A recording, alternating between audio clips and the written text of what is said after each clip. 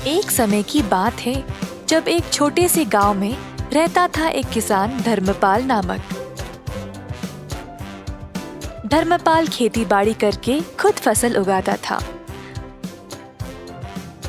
उसके पास कुछ पशु भी थे, जैसे मुर्गी, सूअर, बकरा और एक बड़ी सी गाय जिसको वो बहुत ज्यादा पसंद करता था। गाय से उसको काफी प्यार था क्योंकि वह हर रोज बहुत सारा दूध देती थी। धर्मपाल की कमाई ज्यादातर गाय के दूध से ही मिलती थी, तो वो चाहता था कि गाय हमेशा स्वस्थ रहे। एक दिन जब धर्मपाल खेत में काम कर रहा था, उसका बेटा रोते हुए उसके पास आया। बापू बापू जल्दी आइए। क्या हुआ बेटा?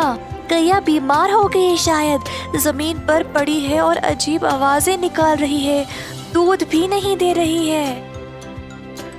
किसान और उसका बेटा तुरंत घर की ओर गए तो देखा कि गैया बहुत कमजोर लग रही थी।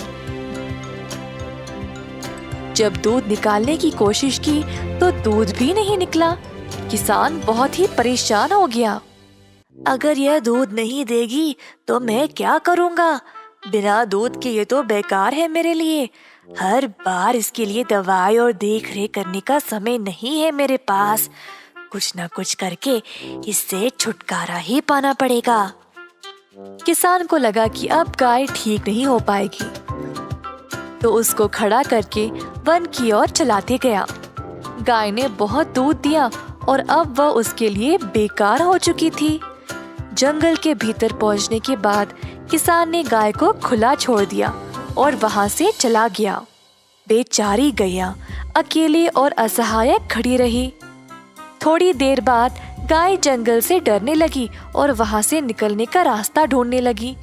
अपनी हिम्मत जुटाकर चलने लगी। बहुत देर बाद आखिरकार वह खुली जगह पर पहुंच गई, पर उसको पता ही नहीं था कि वह कहाँ आ गई। अचानक से उसने एक छोटा सा घर देखा और जल्दी उसकी ओर चलने लगी। घर तक पहुंचते ही वह थकावट से बेहोश गिर पड़ी दरवाजे के पास। यह एक गरीब आदमी मधु का घर था। सुबह सवेरे मधु बाहर आया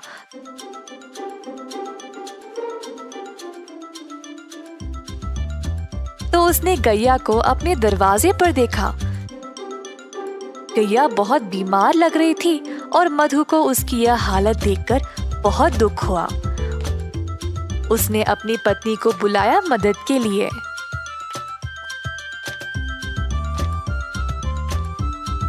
सुनती हो, यह बेचारी गैया बहुत बीमार है, इसका ख्याल रखना पड़ेगा। मेरे पास थोड़ा सा घास और चावल है जो यह खा सकती है।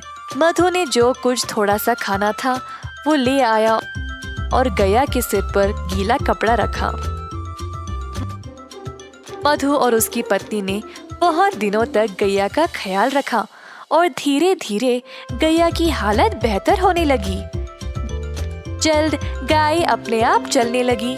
मधु गैया से बातें करता था, रोज उसको खिलाते हुए। गैया को भी मधु से बहुत लगाव हो गया। एक दिन जब मधु घर के बाहर सफाई कर रहा था, गैया उसके सामने आ गई। अपना पैर जमीन पर पटका और मजबूती से खड़ी हो गई। पहले मधु को समझ नहीं आया, फिर उसको लगा कि शायद वो दूध देना चाहती है। मधु ने एक मटका लाया और गाय से दूध निकालने लगा। इतना सारा दूध देखकर मधु खुशी से झूम उठा। जल्दी वह अपनी पत्नी को दिखाया। देखो क्या हुआ आज, गौ माता ने दूध दिया है। हम इसको बेचकर अच्छा पैसा कमा सकते हैं। ये तो कमाल हो गया जी, प्रभु ने हमारी प्रार्थना सुन ली। ठीक है, आप जल्दी बाजार जाइए और इसको बेचकर पैसे ले आइए। आज रात हम घर पे दावत करेंगे। तो मधु गया बाजार और दूध बेचकर अच्छा पैसा कमाया।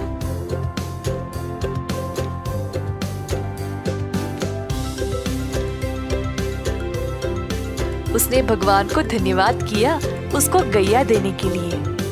मधु दूध बेचने लगा और जल्द अपने शुद्ध दूध के लिए मशहूर बन गया। गांव वालों को अब केवल उसी का दूध चाहिए था। जिसके लिए अच्छी रकम भी दिया करते थे। इस बात की खबर धर्मपाल तक पहुंच गई। मेरी गैया को चुराने की हिम्मत कैसे हुई इसकी? और अब वह अच्छे पैसे कमा रहा है।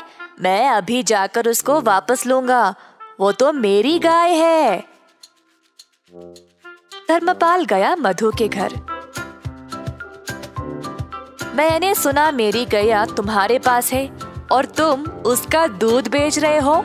ये तुम्हारी नहीं है, दे दो मुझे वापस। यह सच नहीं है। गाय बहुत बीमार थी और मरने वाली थी। तुमने इसका ख्याल नहीं रखा, पर मैंने इसको ठीक किया है, तो यह मेरी है। तुम गाय को वापस नहीं ले सकते। मैं चुपचाप नहीं बैठने वाला।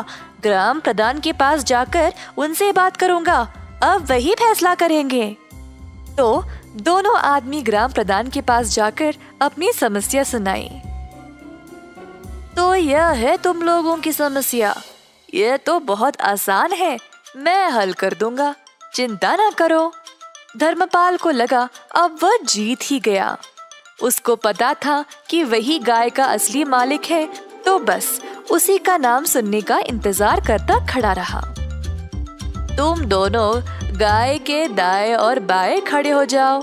तो दोनों इसी प्रकार गाय के आजू बाजू में खड़े हो गए। कुछ देर तक सब चुपचाप थे। अचानक से गाय अपनी जगह से हिली और मधु के पास आकर खड़ी हो गई। अतः ग्राम प्रधान ने यह निर्णय लिया कि गाय मधु की ही है, क्योंकि उसी ने उसको प्यार दिया और उसको अच्छे से ख्याल रखा। अब गैया ने अपना मालिक खुद चुना है, तो मैं इसकी इच्छा टाल नहीं सकता। मधु, ले जाओ अपनी गाय को।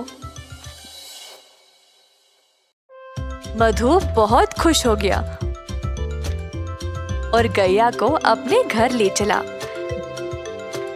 धर्मपाल निराश होकर पछताने लगा कि उसने गैया को पहले जाने ही क्यों दिया था।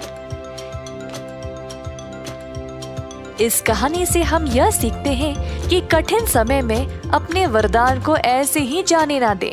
आपके पास जो है उसको हमेशा महत्व दें।